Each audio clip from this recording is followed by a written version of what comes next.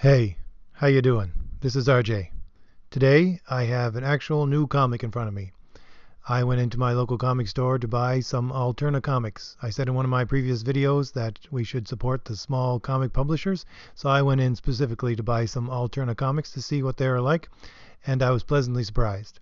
So today I'm going to do Zero Jumper. I went in and they have the first two of the 4-issue miniseries out now.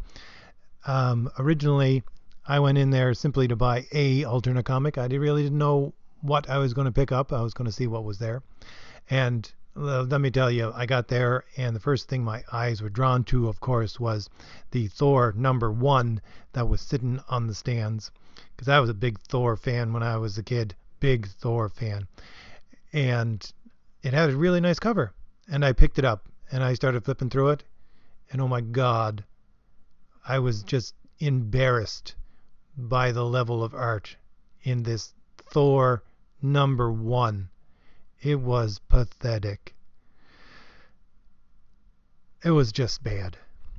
So, out of good taste, I put it back down, wiped off my hands, and went back to looking for alternate comics, and I came across Zero Jumper. And it has some good art. And that's what drew my eye. It has some good art, because I don't know what the story is in that Thor, because if you can't even get me past the art, there's no way I'm going to even read the story. But Zero Jumper with its art, it attracted me. It's not exactly the stuff that I would love, that I would buy just because of the artist, but it's good. And when I read it, I was really pleasantly surprised, and decided to do this video on it so much that I was pleasantly surprised. Now, the first thing, I'll go over the story really quickly. It's a really good story. It's a really good premise for a story. Basically, well, before I even get into the story, the fact that I read the first issue and was able to pick out a story when it had no exposition whatsoever. Like, there was no cover page to tell you a whole big long of text, what's going on, nothing like that. First page, right into the story. And I was still able to follow the story. I was still able to pick up what the main points of the story were. Second book, there's 2 lines at the top of the first page to give you a little bit about the story, and that's it. But I can still follow the story. I still know, I still have in my head at the very least a good picture of what this story is about. And that's the best way to write, not to put a page of text in the front of the book. So the story is pretty basic. It reminds me a lot of an old, I think it was DC book called Tempest Fugitive. It was a miniseries too. It was in the 90s, so unless you were a really big comic collector in the 90s, you probably have no idea what I'm talking about. But the story is basically, I'll give you my interpretation of how it runs. Earth is developing time travel technology, and they're developing it on the moon. And there is an intergalactic race. I think it'll be intergalactic. Doesn't really say, but it seems like it's an intergalactic race who controls an empire by using time travel. So they look into the future and see if there's anybody that's going to be a threat, and then they go back in time and they destroy that threat before it even emerges. And the Earth, with its own time travel technology, which they are developing, becomes a threat, so they come and destroy the Earth. And all that is left is Juno, who is on the moon, and she goes back in time to try to get the Earth back to make sure it's not destroyed. Again, it's a little fuzzy because we're only 2 issues in. It is only a 4-issue miniseries, but that's what I got of the story so far. It's a really good premise. I like it. Time travel is not exactly the best story vehicle, if you ask me, but it handles it well here. Now, I'm going to give some constructive criticism on this book as well. It's not perfect by any means. It's good. It's certainly good enough to go and pay the $1.50 for each issue that it costs you to buy. And it's done by a guy named Patrick Mulholland. He does both the story and the art. Now, one of the biggest things that threw me when I read these 2 issues, and it was a good thing I had both of the issues in front of me to read them, was the fact that this character, I couldn't pick out the fact that she was a girl until the second issue. There's absolutely nothing to give you that indication until the second issue. Now, I could see why, you might not be able to pick this out because of the art style. The art style is very thin. Everybody is really thin. Everything looks thin. Things go up as spires, and everything has really long legs. So this character, Juno, is very thin, and she looks like a boy. I thought it was a boy, and with short hair in this exoskeleton suit, or sort of a space suit, time suit kind of thing. And I know what you're saying. It kind of looks like the shaved side of the head, masculine, kind of feminist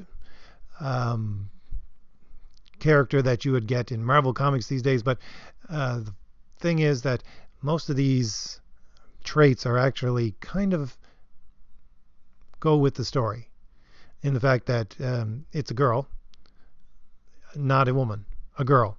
Some girls are late bloomers, but there's absolutely no curves to tell you that this is a girl in any way, shape, or form. It looks like a boy, like a young boy, like 12, maybe 13. But it's just a very thin girl, or maybe a very young girl. It doesn't seem from her intelligence level that she's a very young girl, but there is something which I don't think we've gotten to in the story yet, where she has this computer with her, seems to teach her things very quickly. And the fact that with the short hair that you can see, at the very least, it goes in with the costume design that it has for this character, because basically it's a spacesuit, so she needs something to go over her head and provide, air, oxygen, things like that. So they have some explanation to them. And she is, yes, a sort of one punch, knock out a guy kind of character, but she's wearing an exoskeleton, which gives her the ability to do that. It's not like she's wearing the Iron Man suit or anything like that, which is good, because they do make it a plot point, the fact that every time she does something to use the exoskeleton, it loses a significant amount of energy, and there's a chance she might not be able to get back or accomplish what she wants to do. It's a storyline part of the plot, so it works. I had a little other criticism for a couple of other things. I think that the coloring is good. I have a lot of problems with a lot of coloring in modern comics, but I'll say the coloring is good here, but it just doesn't work with the newsstand kind of comics that Alterna Comics has out there, just because I'm sure that it looks really good when the colorist did this, but when you have a newsstand comic, some of the colors bleed through from the other side. And when you have multiple layers of colors coming out in a page, it doesn't work sometimes. It would be better to go back to the old style of newsstand coloring. It really would, to be a little simpler, just because it pops with this kind of printing. Also, the lettering, it has a little bit of a problem with it. It's not so much of a problem as the fact that it's just a white blank space with the coloring, and it doesn't have a black circle going around it, which makes it a little bit hard, especially with the coloring, sometimes to figure out who's actually talking. It makes it a little bit hard, because it's just a little white line going down from the white circle where the words are. So it doesn't work exactly, I don't think, as it was intended to do. Again, probably because of the format, which I got to say, I really love the format, going back to the old newsstand, newspaper kind of printing. I love that. That's great. That's a comic book to me. Another one of my little criticisms would be this art. Again, I really like the art, I do, but they should give some reference points, because it's brand new to me, and I'm sure since it's just a miniseries, it's brand new to most people. They were just picking this up. They wouldn't be used to this art style, and because of the fact that Juno is the only human being that's actually shown in these pages. So it would be good to have a reference point. It wouldn't take much. Just put it in a small panel where she has a picture of her family, mother, father, and a brother, and her. and that way you would get reference point as to what human beings actually look like in this universe. You'd have an adult male, adult female, you would have a girl and a boy, and that would give you male and female pictures in your mind for adult and a younger person. They would do that in one panel. Just, she picks up a picture of her family. It wouldn't be difficult to do. Also, I really, really think that they should have put the fact that she was a girl in the first issue. Again, it would just take one line of her referring to herself in the dialogue as a girl. They really should have, because if it's actually something that's going to come up as a plot point later on in these 4 issues, it's not an actual good story device to use, because although readers like to be challenged and surprised with their storyline, they don't like to be tricked and they don't like to be fooled. If you're tricking them, that's a lot different than surprising them. When you're tricking them, they put it down and say, okay, I'm not reading this fellow again. So if it's a trick, at the end of the book, if something's going on that I don't know about and it's going to be revealed like that, no, it shouldn't have been done that way. And if there's some reason that you don't want to put it in at the first of the book, that's just not good writing.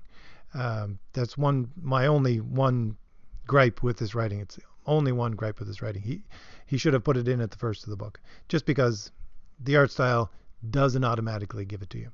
Okay, and it would be good to have some reference. You need a little more reference points at the first of this book. Reference points, because you do have some good reference points. It is really good art. When Juno lands on an alien planet, you do get an establishing shot. It works well. You should have establishing shots for other things, like basically stuff that the artist probably wouldn't think about himself because he's so used to his own art. A basic establishing shot for what human beings look like in this universe, and a idea through the story of how old this girl is. That she's a girl, how old she is. Those things would be really helpful in the first part of the first issue, and they should have been put in there, but they weren't. And it could have been done really easily. They could have done that with one line.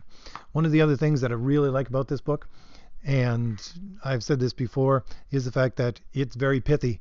Okay, there's very little dialogue in some of these panels, enough to get you by, enough to keep the story moving, but it doesn't get in the way of the story. And perhaps it's because this was only a 4-issue miniseries, but the action almost never stops. And the art is real art. He's drawing, he's not copying anything, and a lot of it is very dynamic. The poses that Juno usually is in reminds me of Robin, or a Batman comic, or early Robin issues from the 90s. That's what the art reminds me of, and it's really good. I think this Patrick Mulholland, has studied that kind of genre and has put it into this comic very well. Other than that, I think this is a really good book. I think this Patrick Mulholland handles the story well, handles the art well, puts them both together because he's dealing with both of them. He introduces things well, keeps the pace going. The first book, I read it, and the pace was so quick that I flew through it and wanted to read the second. And it ended on sort of a cliffhanger, a reveal. It ended on a reveal, which is great. And the same with the second book. It was a little slower, but mostly fast-paced, and ended on a cliffhanger, which makes you want to read the next book. And I will say that I will certainly be buying number 3. I will probably be buying number 4. If this quality keeps up into issue number 3, I'll be buying the whole miniseries. I got no problem with buying miniseries. Those are great. It gives you an idea of the artist, the storyteller, what they're capable of, and whether or not you actually want to pick up books that have their name on it in the future. So yeah, this is a recommend. I would say buy it. Certainly worth the $1.50 that Alterna charges you for a comic book. And besides Zero Jumper, I am going to say that I really love this Alterna style of comic.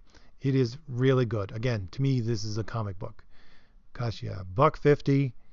It's on newsprint, but it doesn't matter. It's got a good story and good art. what the pages are made of really doesn't matter. And the other thing with Alterna that I had never seen, because, well, I only flipped through Alterna books before, they seem to have a little trouble getting advertisements. They're advertising for ads in their book, and they advertise a lot of their own books. But the ads that they do have there, I really like the fact that they're advertising their own books, and I want to pick up some more of these books. And there's also a lot of web comics and things that I would never have known about.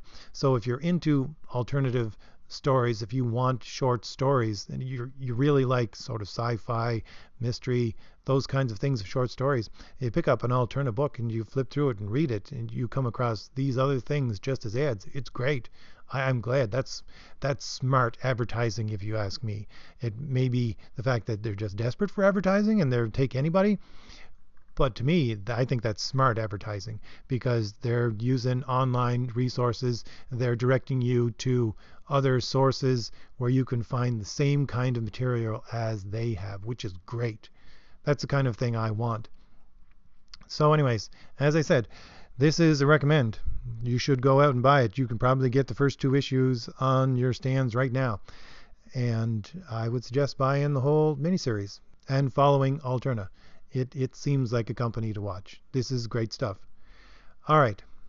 That's all I have to say for this. I might be reviewing another Alterna comic sometime in the near future. So, hopefully this review has been of some use to you. If it has, hit like, hit subscribe, get the word out about Alterna comics, get other people reading them. I think this is the kind of comics that we need to be reading right now, because it respects us as readers. It gives us good stories, it gives us good art, and it gives it to us at a really good price. So until next time, make comics better by reading better comics, and I can say this is a better comic. All right, I'll see you later.